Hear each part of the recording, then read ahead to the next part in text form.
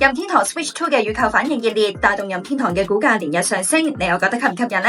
上一代 Switch 推出已經係8年前，今代主機喺部分地區一開放預售，淨係日本都已經吸引高達220萬人申請抽籤。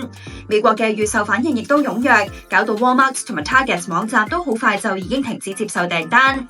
連任天堂社長都要出嚟道歉，話滿足唔到所有人嘅需求，會加快生產。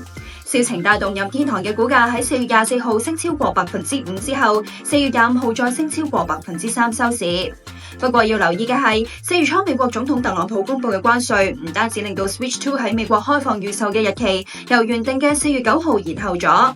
美國調查公司 DFC Intelligence 喺4月初亦都將 Switch 2今年嘅全球銷量預測由1700萬部調低去到1500萬部。我就問咗日股專家張鴻略 Barry 嘅意見。同前一代嘅 Switch 比較啦 ，Switch 2就唔算有革命性嘅創新，都增加咗啲互動嘅軟硬件，就俾多人遊戲同埋串流直播嘅場合用。咁依家雖然都有美國關稅嘅小插曲啦，但係亦都屬於係大致成功。咁我自己都睇好公司嘅前景。你哋又有冇興趣買 Switch 2或者任天堂嘅股票呢？